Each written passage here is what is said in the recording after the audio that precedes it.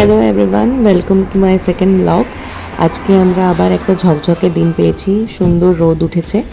আর আজকে আমরা একটা কাজে বেরিয়েছি, আর সেগুলো কি কাজ আমরা একটার পর একটা দেখতে থাকবো।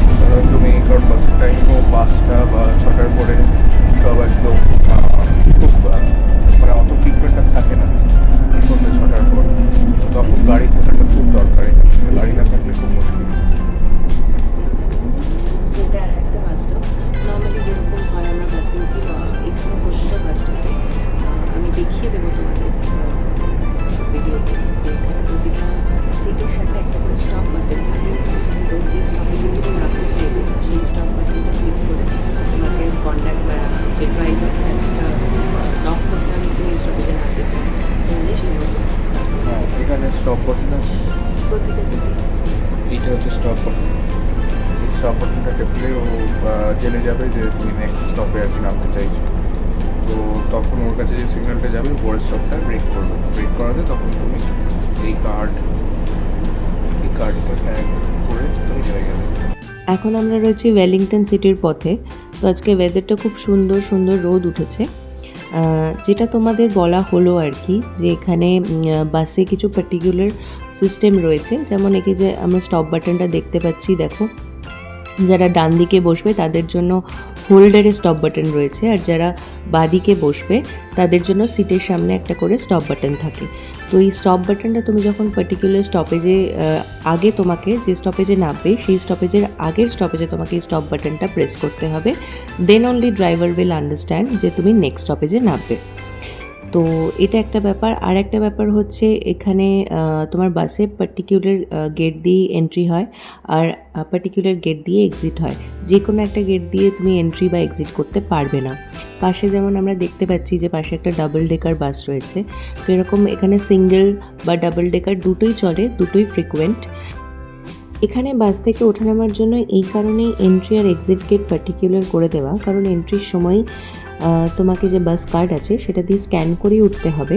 আর যখন আবার বাস থেকে নামবে তখন অতি অবশ্যই ওই বাস কার্ডটাকে তোমাকে আবার স্ক্যানারে ছুঁয়ে, মানে এক্সিট গেটের স্ক্যানারে ছুঁয়ে তোমাকে ডিসকার্ড করাতে হবে। না হলে যে স্টপেজ থেকে তুমি উঠেছো আর যে স্টপেজে তুমি নামবে সেখান থেকে তোমার কার্ড থেকে টাকা ডিসকার্ড হতে থাকবে। তো এটা অবশ্যই ইম্পর্টেন্ট, যদি বাসে উঠে থাকো স্ক্যান করিয়ে, তাহলে সেক্ষেত্রে আবার বাসে নামার সময় কার্ডটাকে ডিসকার্ড করাতে হবে।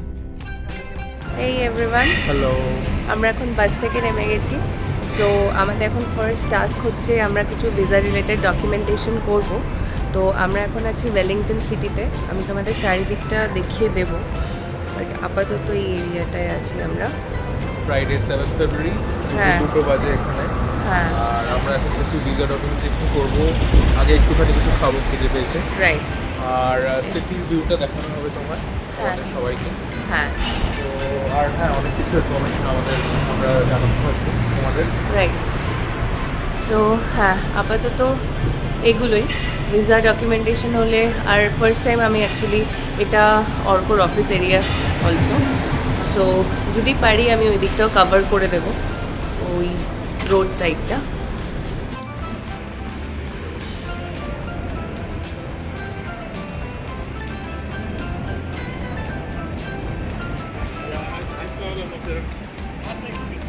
এখন আমরা যেখান দিয়ে হাঁটছি সেই এরিয়াটাকেই ওয়েলিংটন সিটি বলে, তো বা ডাউন টাউনও বলা যায়।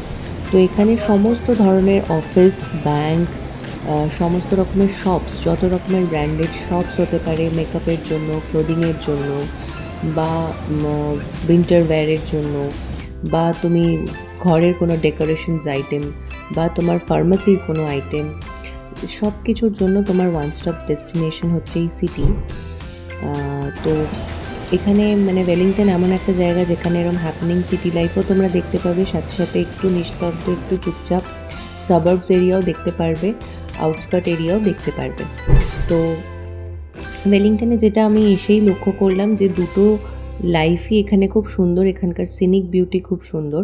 তো তুমি যেই দিকেই যাও না কেন, সিটি হোক বা তোমার সাবার্বস এরিয়া হোক, দুটোই তোমার খুব সুন্দর লাগবে আর কি থাকার দিক থেকে বলো। কারণ পলিউশন এখানে নেই বললেই চলে, জিরো পলিউশন বা মাইনাসে তো আমার মনে হয় না কোনো কান্ট্রি হয়, বাট এখানে পলিউশন সেই তুলনামূলকভাবে অনেক কম। প্লাস তুমি রাস্তায় বেরিয়ে কোনো রকম হর্ন শুনতে পারবে না। তো এখানে আমরা যে এখন সিটি দিয়ে এগিয়ে যাচ্ছি, তো আমাদের মানে এত গাড়ি ঘোড়া যাচ্ছে, এত বাস যাচ্ছে, এত লোকজন, খুব একটা সেভাবে আমরা হর্নের আওয়াজ বা গাড়ির আওয়াজ সেভাবে শুনতে পাচ্ছিলাম না। তো খুব সুদিং, তোমার সকাল সকাল এখান থেকে হাঁটতেও খুব ভালো লাগবে।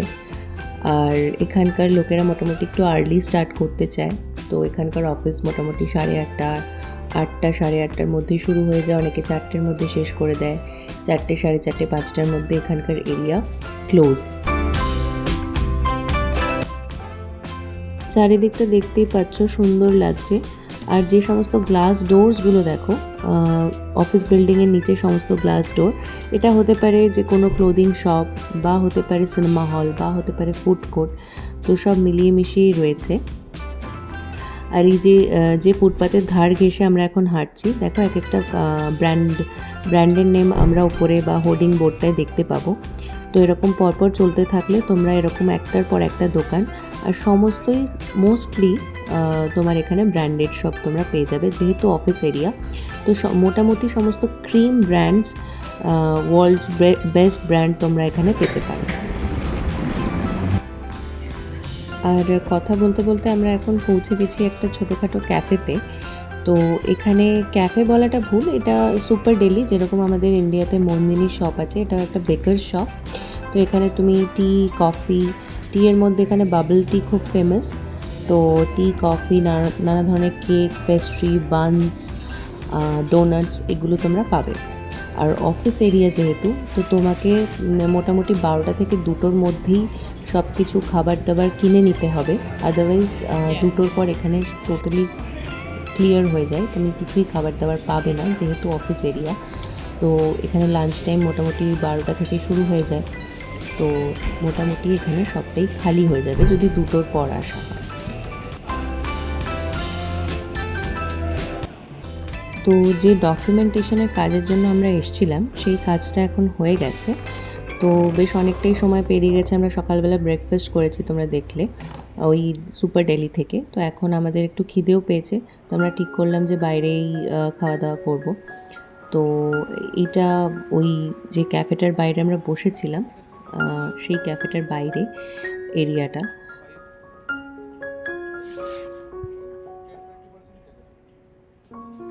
এটা একটা ফিশ অ্যান্ড চিপসের দোকান ছিল।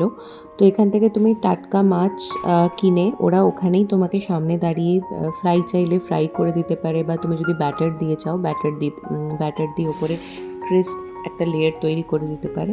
তো এখানে অনেক ধরনের ফ্রেশ মাছ তুমি দেখতে পাবে, যেটা তোমাকে সামনে দাঁড়িয়েই ওরা ভেজে বা গ্রিল করে যেভাবেই তুমি চাইছো সেভাবে ওরা দেবে।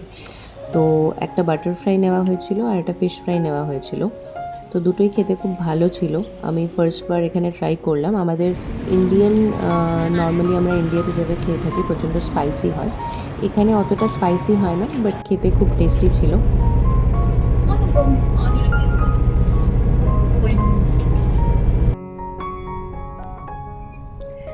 তো যথারীতি আমাদের সমস্ত কাজ হয়ে গেছে, আমরা সমস্ত কাজ শেষ করে আবার বাসেই বাড়ি ফিরছি। আমাদের সবচেয়ে নিয়ারেস্ট বাস স্টপেজে আমরা নামবো, সেখানে আমাদের গাড়ি পার্ক করা আছে, ওখান থেকে আবার আমরা গাড়িতে করে বাড়ি ফিরবো।